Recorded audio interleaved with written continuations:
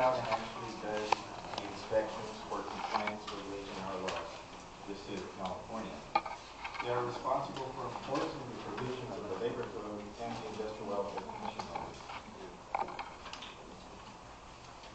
The Bureau of Field Enforcement is the actual bureau that has the investigators that you're going to see out on the streets, visiting your locations, sometimes conducting inspections randomly, so you're not going to know they're going to show up. I can tell you right now that most of the time, inspections are generated by complaints that are filed in the office. Somebody came in, somebody said, this employer's not paying me overtime, they're not giving me rest and meal periods, they're not keeping accurate records. In that case, we're going to send an investigator out, and they're going to do an investigation to see if, in fact, those allegations are true or not. Okay? Now, record-keeping requirements. As she indicated before, the FLSA requires you to keep records. The state of California requires you to keep records as well. And the records that we require are the employee name, address, occupation, social security number, birth date. If under 18, we want to see that there's a work permit on file for the minor worker. Beginning and ending time of each work period. It's important for you to maintain accurate time records. One of the biggest problems I see is that if an employee comes into the office, they're going to say, you know, I work 10 hours a day, 7 days a week for 3 years. Okay? I ask them, did you ever take a vacation? They say, never. Did you ever call in sick? Never. Okay? The next thing I do is I go to the employer and I say, can I see your time records? I don't have any. Well, guess what just happened? That employer is going to be liable for 10 hours a day, 7 days a week, for 3 years. Okay? It's important for you to maintain good records. That's the best way to protect yourself against somebody filing a claim that may not be true.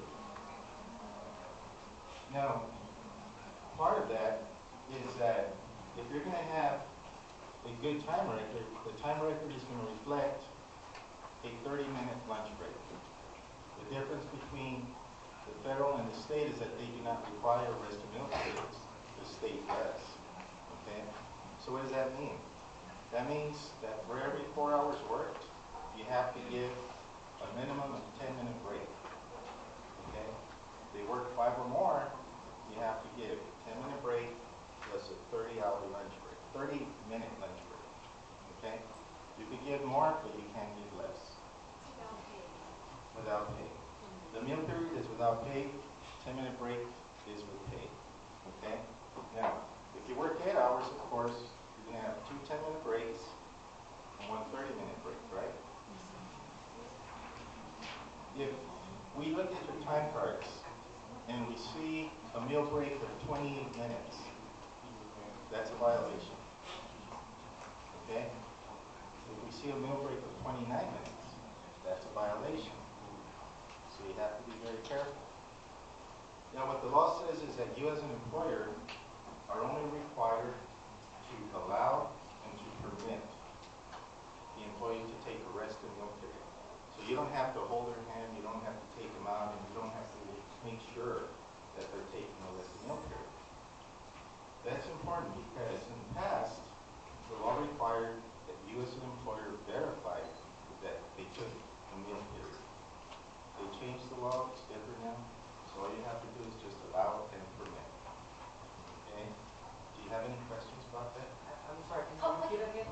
ได้ไหมคะเขาบอกว่ากฎหมายของสเตทเปลี่ยนนะคะแต่ก่อนเอาปัจจุบันเลยคุณถ้าเกิดว่าคุณสเกจพนักงานที่เข้ามาทำงานคุณจำเป็นจะต้องสเกจเวลาเบรกด้วยแต่เขาจะเทคหรือไม่เทคนั้นเป็นสิทธิ์ของคุณนะคะแค่ว่าต้องallowให้เขาเทคเวลาเบรกนี่หมายถึง10 นาทีหรือ 30 นาที each break this one is Rest break, right? 10 minutes or 30 minutes. Meal break. The meal break is 30 minutes. Coffee break, 10 minutes, 15 Yeah. minutes. 10-minute coffee Yo break, sé, la lucha no go over 30-minute lunch break. Okay? Now the lunch break has to be recorded on the time records. So it has to reflect on the time records. If it's not reflected on the time records, the employee can say that they never took a lunch break. How about the rest break? The rest break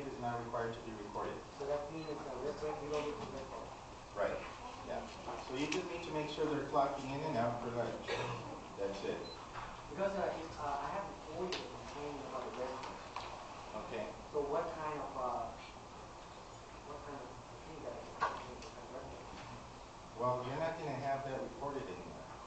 Okay. But you should have something that states that they are allowed and permitted to take the rest free. Okay. So, in other words, what I tell employers to do is right above the time clock, they should put a notice that you are required to take 30-minute lunch pursuant to this labor code section. Also, you are required to take a 10-minute break period for every 4 hours work. If you do that, you're going to have less of a problem with somebody filing that kind of claim. If somebody files a claim for no rest or meal period, then the employer has to pay 1 hour per day that the employee did not take a break, 1 hour per day that the employee did not take a 30-minute lunch break at the regular rate of pay. And they can file a claim for 3 years. So that's a lot of money. Okay? So it's record keeping. I stress record keeping is very important for you. Okay? If you have any questions or problems with your records, let me know. I'll look at them, I'll let you know what you're doing right, I'll let you know what you're doing wrong. Okay? After this, he's gonna have sit down with you because we have a case going on Oh, you in have the a- court here about the race break also. Oh, But yeah. he have a record, punch in, punch out, even race break. Okay, but somebody already filed a claim Yeah, with we have. our office? No, yeah, somebody filed. But not from your office. Actually, we got a lawsuit. We got a lawsuit. Oh, okay, so you have a private attorney that's Actually, the employee getting what is the topic of attorney. They have the attorney, but can the owner have a private, like public attorney? it's a civil matter, so there would be no public We attorney assigned. went to mediation one time already, Yeah. but now the next one is the court. Yeah, what you want to do is you want to make sure you hire an attorney that's well-versed in labor law. Okay. There are a lot of attorneys out there that I've seen come to our office and represent employers, and they don't know anything about labor law. But we have all the evidence on And this one. it's really sad to see that because you pay a lot of money Yes. for representation that doesn't help you. Okay? Do So it's very important to know that. you have anybody in mind? I can't refer anything further, I'm Okay. sorry, but what I could do is just advise you to make sure that when you talk to an attorney, ask them, what kind of experience do you have in labor? Okay? That's very important. Now, another thing that you need to think about is when you look at your time records, and then you're going to have payroll records, right? Payroll records have to match. Okay? Time records better match the payroll records, and the amount paid better match the hours in the time cards. If it doesn't, what's going to happen is your records could be impeached at a hearing because now they're inaccurate. And the law requires you to have accurate records. Okay? It seems like a lot of work, but if you get into the practice, trust me, later on you're going to look at the records and you're going to know exactly how much money you paid to each employee. Now, some people work in the garment industry. Some people work in car washes. They get paid by the cars. They get paid by the piece that they sew. If you work on piece rate, you also have to maintain accurate piece rate tickets, piece rate records. Okay.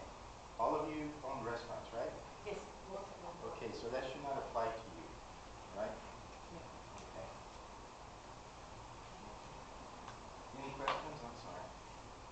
A little question on the time card. Are they required to sign their time card at the end of the week or don't have to? They're not required, but it's always a good idea. And the reason for that is because you can at least say that they looked at the time card, you gave them a chance to find any problem with it. They didn't tell you about it, they signed it, they agreed to the hours, okay? Now, there's no law against you clocking everybody in. They don't have to clock themselves in. But the time you clock them in has to be accurate. That's the only thing the law says, okay? It's always a good idea to let them clock themselves in so they don't complain later that the boss was clocking me in and I don't know what to do with the time card. Right? Any other questions? So, it's important that on the time card you have the pay period that it covers, the employee first name and last name, and the employee number. It doesn't have to be their social security number. It could just be an employee number that you assign to that employee. Now, what are we looking for? Well, we're looking for failure to pay minimum wage. We're paying less than $8 an hour. Failure to maintain workers' compensation insurance. That's a very important one, okay? The law says that if you do not have workers' compensation insurance, you cannot have employee labor. So what does that mean? That means that you as the owner could work by yourself, but you can't have any employees. Okay? If we go in there and we find that you're working with no workers' comp, the citation could be $1,500 per employee, or we can go back an entire year, use a formula that's based on the amount of workers' comp premiums you should have paid, multiply that by 10, and the amount is very high. We get citations of over $200,000. Okay? Child labor, of course, you need to make sure that if you have minors working, that there's a working out file. Unlicensed contractors. You have people working in the trades, building homes that don't have proper licenses, right? We have people who contract to do garment who don't have licenses. So we're going to look for things like that. Farm labor contractors, like I just said, car washes, manufacturers, failure to provide a rest of meal period. We talked about that. And failure to provide complete and accurate itemized wage statements. Okay? Is it against the law to pay cash? Does anybody know? We don't know. What do you think? Is it against the law to pay cash? No. You're right, it's not. Is it against the law to pay cash and not give an itemized wage statement? Yes. That's where everybody makes a mistake, okay? You can pay cash, but you need to give them a wage statement, the check stub. If you don't, the penalty is $250 every time you pay that way. If you have 30 employees, you pay them every week, right? 30 times 52 times 250. That's the penalty. Okay? Now, recently, what the Labor Commissioner did is she started a new unit called the Criminal Investigation Unit. That unit has 6 police officers statewide. I'm one of them, okay? I know. Just remember his face. I have to go from Sacramento all the way to El Centro near Mexico. So what is our duty? What do we do? I mean, what's different between us and the inspector that goes out to talk to you? Well, the difference is that we're going to be arresting you. Okay? We're going to be citing you into criminal court. We're not going to be giving you a citation and then you go through the administrative process and then you get a judgment filed against you and then nothing happens. No. You're going to end up in court. You're going to file criminal charges. You can do jail time or you could do probation. We're going to serve subpoenas. We're going to execute search warrants, inspection warrants. So, which type of employer are we looking for? Trust me, we're not going to go out all the time because there's only 6 of us. But only the most egregious employers, those employers who fail to constantly obey the law, are going to be the ones that are going to be visited by us. So if you see me coming to your door and you didn't call me, You run. not a good idea. So this is what I'm looking for. Grand theft of labor. Okay, that's a felony. You could get jail time for that. So what is grand theft? Grand theft is anything over $950. So if you owe more than $950 in wages, it could be a felony. All right?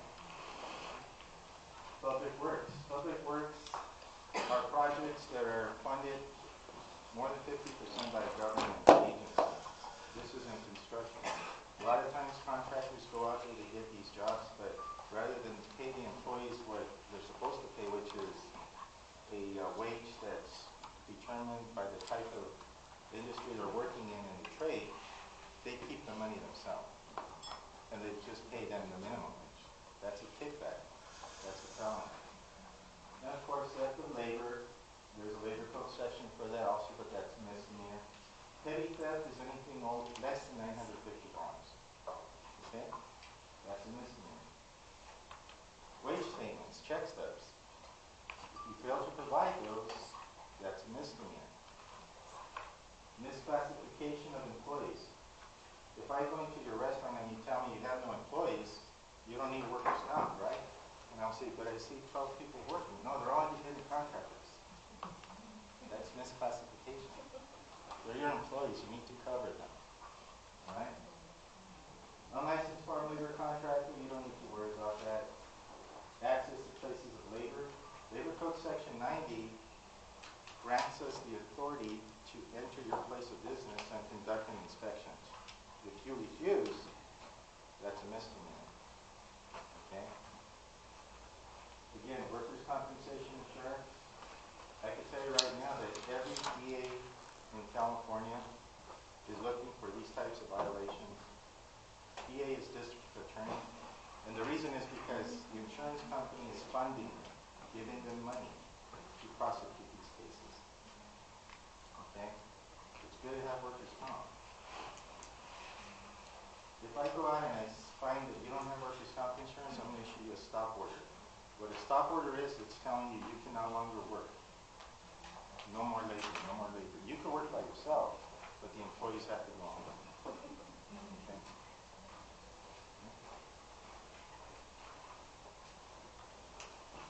Another thing that we're looking at this year is individual liability.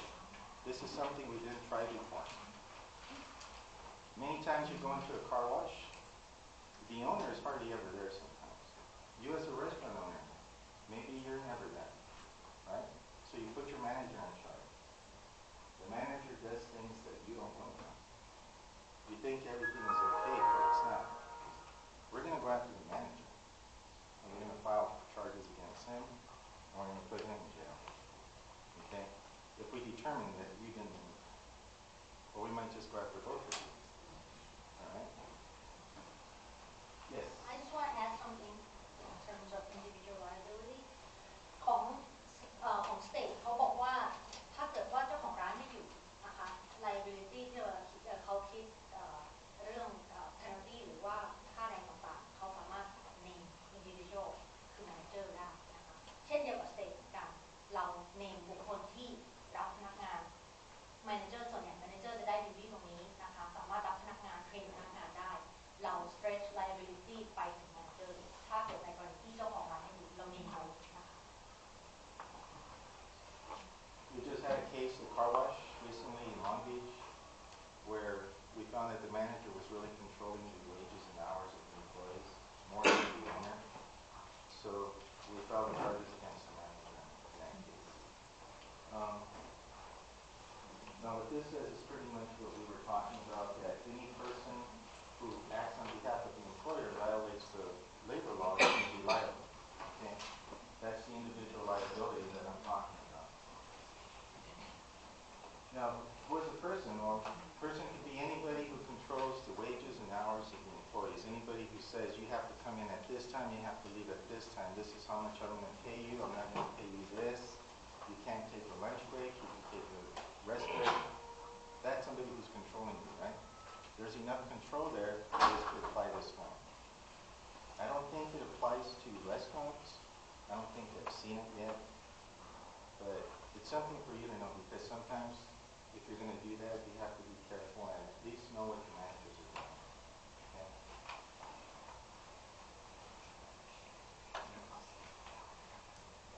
Now, overtime violations, meal period violations, all of that falls under Labor Code Section 558. You know, as we discussed earlier, you have to be careful, make sure the employees get their rest of meal periods when they're supposed to. If you're not sure, let me know, I'll let you know. If you need me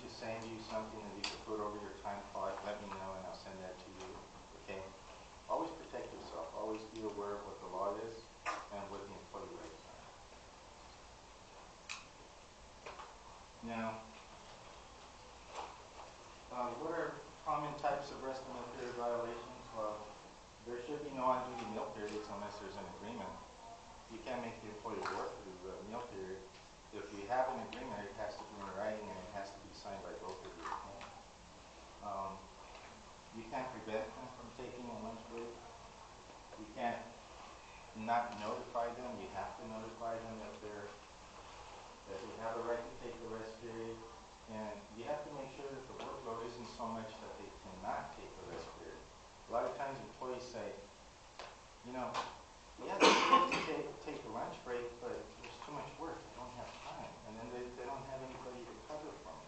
You see a lot of that in the gas stations. You know how you show up to the gas station, there's only one person there.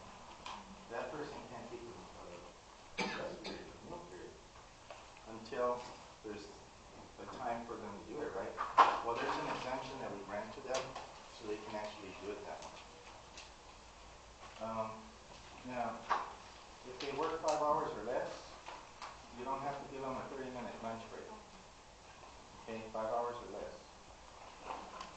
If they work 6 hours, they can say, I don't want to take a 30-minute lunch break, but you have to have an agreement in writing. Okay? As long as you have that, you're okay.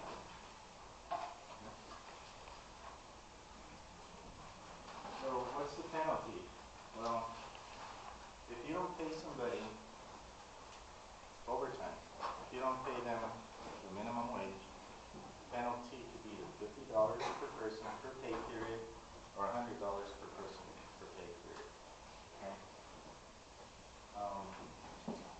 Now, the amount that we cite is going to always be an amount that's going to be sufficient to recover the wages that are due. Now, 1197.1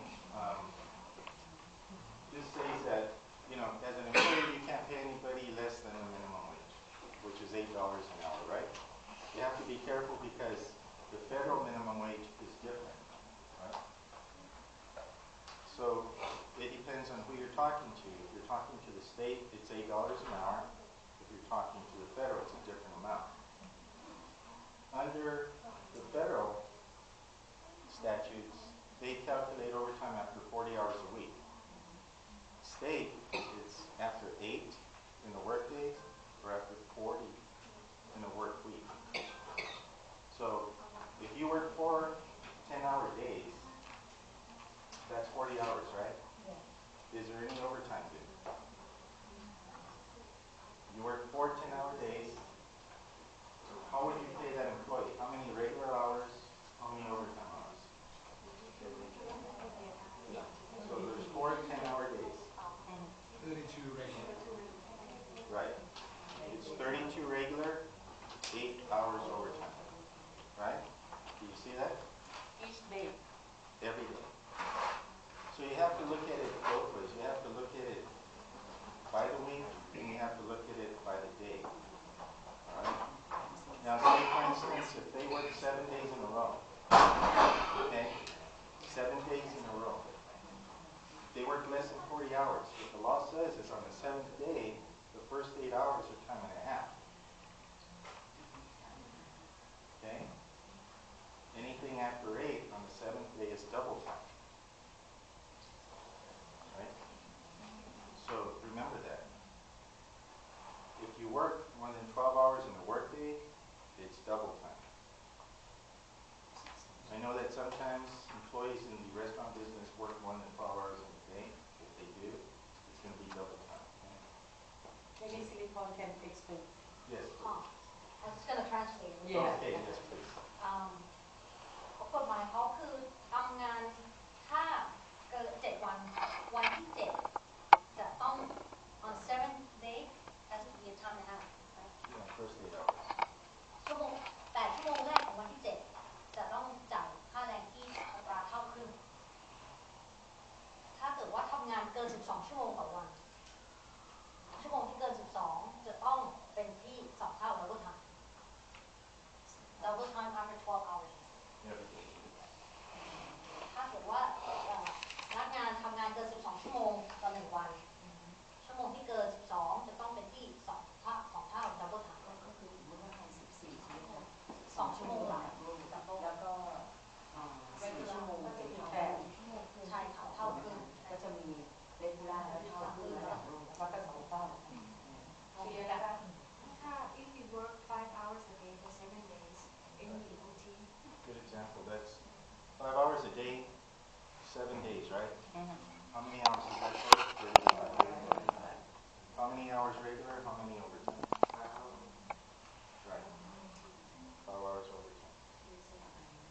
Can you explain?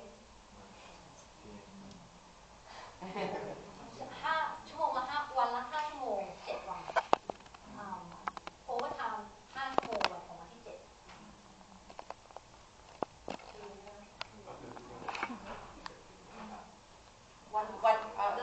the 5 hours seven days. overtime on the On the 7th. seventh, On the day of 7. yeah, the seventh On the day of has to 7. be 7 consecutive workday, okay? แต่ถ้าเขาหยุดไปวันหนึ่ง if they off one day so They're it off one break day, out they're off one day, it doesn't apply. it has to be 7 วันต่อ 7 consecutive workday. ต้องใช่ Yes. 7 days consecutive. You mean like my week schedule cut off Sunday to Saturday. So if it's like you're taking it off, you know, like on Sunday, Monday, and to work the rest of the week until Saturday, but the next week's schedule starting on he working on Sunday until Thursday, and he off Friday, Saturday. Right, and so the first thing we're going to ask you when we go in is what is your work week? And we're going to base it on your work week. Work week, not Your work week. consecutive. Yeah, because a work week is 7 consecutive days. Okay? So we're going to base it on your work week and also your work day. A work day is 24 consecutive hours. Sometimes you can start at 9 o'clock at night and work into the next day. Well, what happened is now you have hours for one day here, hours for another day over here. But if you worked 8 hours in the day before, there's overtime over here. Because now you're breaking the days up. You're going into Monday through Tuesday, so you worked 12 hours on Monday. Okay, so you have to remember that. Because, say for instance, you're a janitor. You work from 9 o'clock to 3 o'clock in the morning. Right? Well, you know, that's, what is that, 6 hours? But it's 3 hours on Monday and 3 hours on Tuesday. Now, if you're going to do the same thing again, that's going to be 6 hours every day that you're actually working. Do you understand that? จะลองเขียนบนกระดานให้เพราะว่าเดี๋ยวถ้าทางจะยังไม่เข้าใจเนี่ย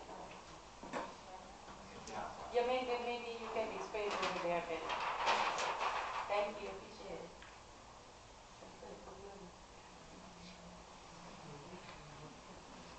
Okay, you have 12 o'clock, 6 o'clock. Okay, let's do it this one. 12, 3, 6, and 9 o'clock. Okay. Now, let's pretend for this example that this is 12 midnight. Okay? Not 12 noon, 12 midnight. All right. This employee starts here and it works all the way to here. Here, it's Monday. Here, it's Tuesday.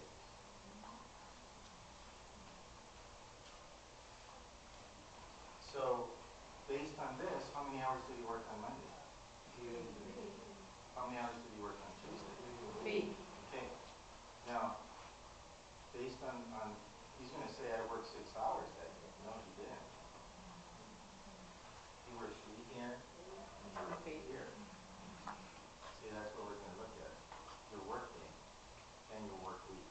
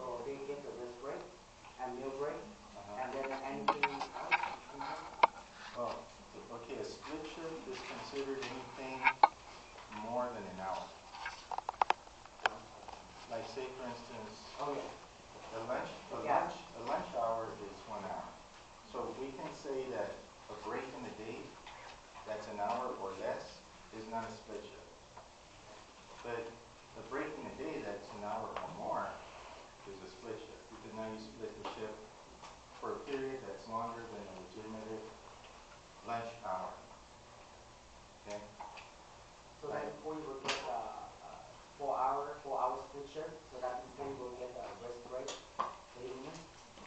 Or 10 minutes? Yeah, say for instance he works 4 hours, Uh-huh. he gets a 10-minute break in there. Okay. When he gets a split shift, he works another 4 hours, he gets a 10-minute break. So how He about? doesn't need a lunch break. Okay, so no meal break required. Yeah, because he's going to take it during the split shift. Okay? Yes. So the split shift supposed to people come at 11, get off at 3. Can you tell them to come back at 6 so that at 3 hours we don't have to pay any? Yeah, what happens is if there's a split shift, you have to pay a split shift premium, which is calculated based on the amount of money they make. If they're making a minimum wage, it's probably going to be 1 hour of the regular rate of pay. So we pay 1 hour. Yeah, for the split Suppose shift. we send them home for 3 hours, we pay 1 hour. Yeah, 4 hours. as a split shift. Because what you're doing now is you're requiring them to leave for 3 hours and then they have to come back. Yes, So I'm sorry, I don't get. So we have to pay them for a premium, a split shift. premium. Can you explain premium? I don't get it. A split shift premium is a premium that is paid to any employee who is required to work a split shift. A split shift is anything more than an hour. For example, if he got 8 hours that day, 40 hours a week. So what is the premium? The premium would be 1 hour at the regular rate of pay. Okay, so we pay split shift, we pay 1 hour. Yeah. Per That's, day. but you know, sometimes a split shift could be more than 3 hours. Sometimes a split shift, could be 2 hours or something. There is a restaurant that closed between 3 to 5, okay? And in 2 hours. So they require to pay 1 hour. Still have to pay. Yeah, as a regular rate, $8.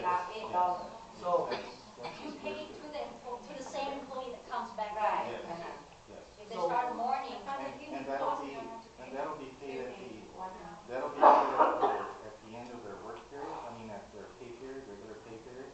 On the check stub it'll say split shift premium. but that won't count as OT, right? It won't work out as OT now. That's a regular hour. Right. That's going to be over the hour. Yeah. So that's a split. Yeah. Yeah, it won't apply to overtime because overtime only applies to the hours that are worked. Okay? okay, there's a question. Yes. Just want to a little bit more clarification. สมมติถ้าร้านพนักงานคนเดียวกันทำงานตั้งแต่ 11 โมงไปถึง 3 โมง แล้วเบรก 2 ชั่วโมง 3 โมง กลับมาที 5 โมง คุณต้องจ่ายเขา 1 ชั่วโมง อันนี้คือสเตทลอนะคะ ไม่ใช่ของไม่เห็นของเราจะต้องจ่ายเขาเบรก 2 ชั่วโมงแต่คุณต้องจ่ายเขาเวลาเอา1 ชั่วโมง ถ้าเกิดว่าพนักงานคนเดิมกลับมาทำตอน 5 โมง แต่ว่า ให้เขาเบรกได้ก่อนแต่จ่ายแค่ชั่วโมงใช่เบรกอีกชั่วโมงก็ได้ 3 ชั่วโมงก็ได้แต่ต้องจ่ายชั่วโมง So let's say that it's a restaurant close to the train. แต่เขาเบรกได้ That's the 3 same thing. เราจ่าย Yes. ชั่วโมงแต่เราจะน้อยชั่วโมง อะไรคะ not under our please Yes, so I wanted to make sure that you understood that there's a difference between our Right. policy.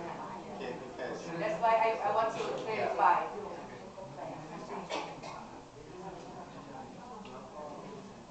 Because my question is, we open for lunch. Okay, no, we open for breakfast and lunch, and we close, and we reopen again at the dinner. So that means we have to pay employee who work in the morning and at night yes, 1 hour yes, individual. yes. Because you split their shift. Actually, They have no control over the fact that you close the restaurant, right? So it's not The best thing it's to not their go home, go come back and get a different employee If you want to avoid that, have a different เอาคน shift, ใหม่มาท first shift and second shift, ำ and ซั then บก็ you don't have that split shift.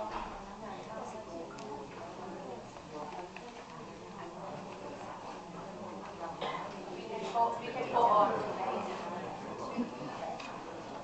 Thank you. We can move on. Okay. She's gonna have, yeah.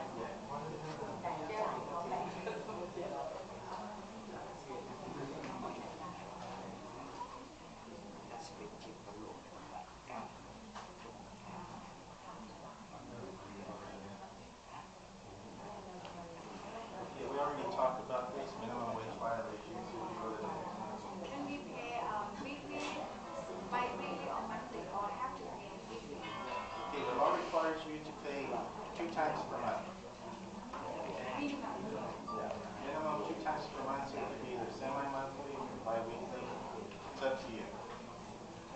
pay weekly if you want. Now, you know,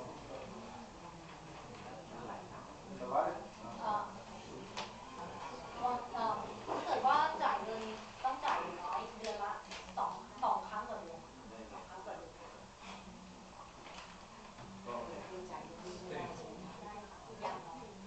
What about people who have a salary? Still twice a month? twice a month We still pay twice a month.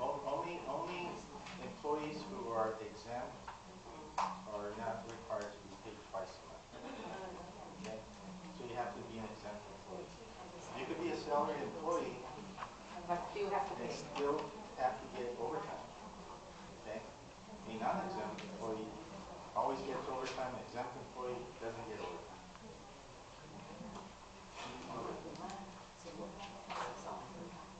So what's the penalty for paying below minimum wage? $100 every time you do that. Okay?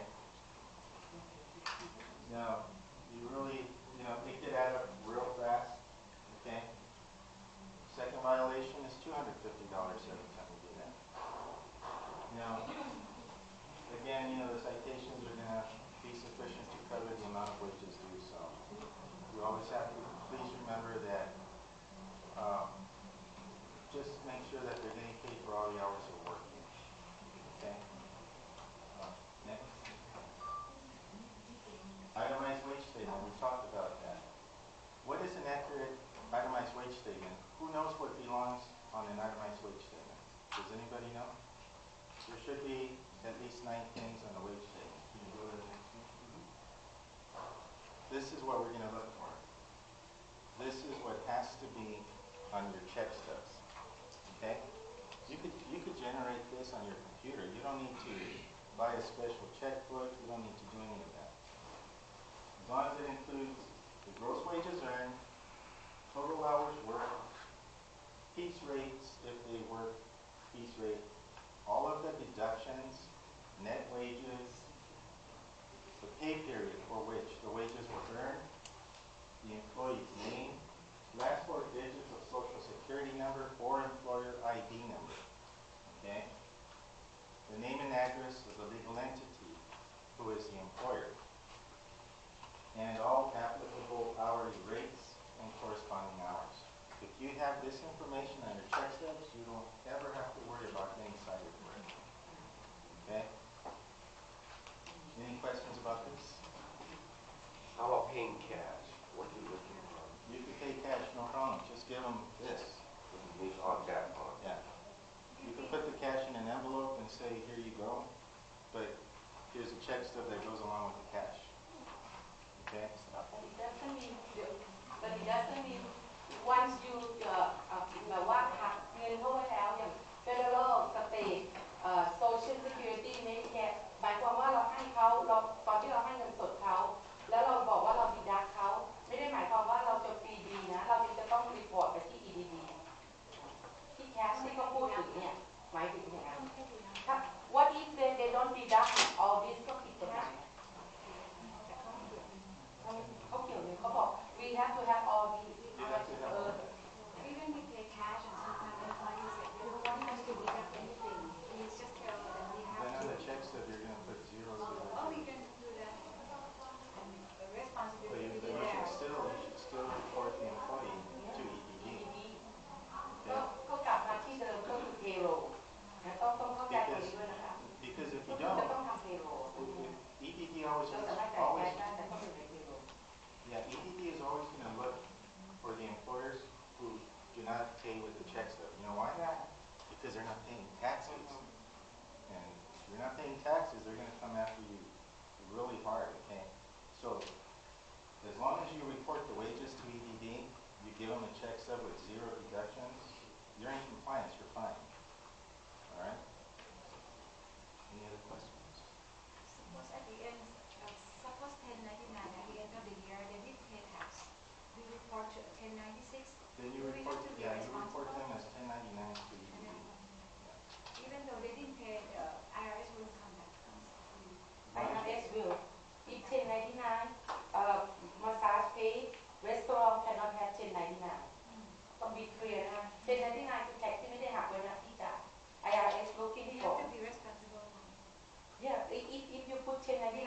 record your tax, they will conduct your, EDD will also do that. yeah, EDD also. Because 1099s usually apply to employees who are misclassified. Okay?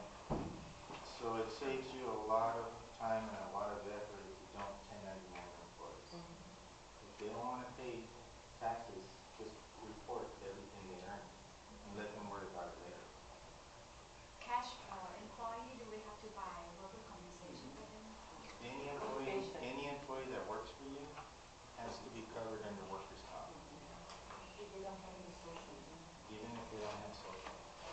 Because this is what the district attorney is looking for. He's looking for those employers who have, let's say, 15 employees, but they're only paying premiums for 3. Okay? So what do you have? You have workers' comp, but you're not covering 12 employees. So what does that become? It becomes a felony. It becomes workers' comp premium fraud. Okay? So if you have an employee, the law requires that you cover them with workers' compensation insurance. This law may be like benefit the insurance company more than employer than employee. It does, but, okay, here's an example. If I come to your business and you don't have workers' comp, say for instance you only have 1 employee, I'm going to issue you a citation for $1,500, right? But if an employee got injured and you didn't have workers' comp, the citation is $10,000. So, you know, the money you're saving now, you're going to end up paying a lot more later. So. Yes. Like the training, the first day on the job, do we have, they're not our employee yet. They just training. We don't know we're going to hire this person or not. And we need to be on the workman comp. If they're not on, what's going to happen is that quarterly, you're going to report payroll to the insurance company. They're going to earn some wages as trainees. As long as you report it quarterly, you're fine. Because workers' comp will cover them. Okay? But we don't have to call the workman's comp and say, hey, I have a training. No. As long as you report it quarterly. Quarterly. Yeah. Now, if you have 3 locations, workers' comp, as long as you indicate that on your policy, they'll cover all 3 locations. So it doesn't matter where you keep the certificate. All right? Yes. Worker comp cover all location? If you have more than 1 location, yeah. If it's the same legal entity. Yeah. Because if you have 3 restaurants with 3 different legal entities, you're going to need to get 3 different policies. I know, I think ก็ workers comp ถ้าเกิดว่าเป็นพนักงานได้รับเงินสดก็ควรจะมี workers comp cover individual มีเท่าไหร่กี่คนก็ต้อง cover ไปเท่านั้นถ้าเกิดว่ามีมากกว่า1 สาขาก็แล้วก็เป็น legal entity ในเดียวกัน workers comp ฉบับเดียวก็ cover ได้แต่แค่ว่าจำเป็นจะต้อง cover กับคนนั่น We talked about this. Remember, you don't give that check stub. Penalty $250 the first time for every employee, every time you pay them. Civil penalty, or $1,000 the second time. I did a massage parlor one time, okay? Massage parlor, think about this. 5 employees. They got paid after every single massage. In cash, with no check stub. They work 365 days a week, no break. That citation was over $1 million. Okay? So it goes up real fast. you're alive. They saw a lot of cases. They only have like 3 cases left. So that's why it depends on how often you pay them. They were paid after every massage. They did 5 massages a day, average. Okay? The law requires you to pay twice a month. You don't have to pay every week. So it's up to you. You decide how often you want to pay. Okay? As long as it's no less than twice a month. Okay, misclassification, again, we talked about that. It prohibits employers from misclassifying employees. All right? Can we go to the next one? The citation for misclassifying an employee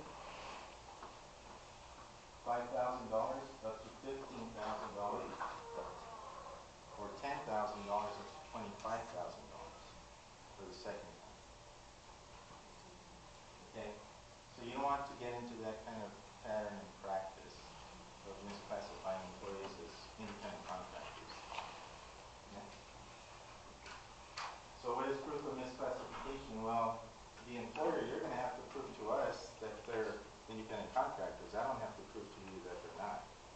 Okay? So it's better not to do that if they're not. Next. Willful standard, well again, you're doing it on purpose, you're doing it, I could prove it. That's the standard I have to meet to be able to take this to court. So it's something that you guys need to think about. You can go to the last one. Now, if you have any questions or if you need more information, you can go to our website. Okay? There's a lot of information that I talked about there. You could download information. You could also download the Industrial Welfare Commission order that applies to you. If you want to email me directly, you have questions, you can email me at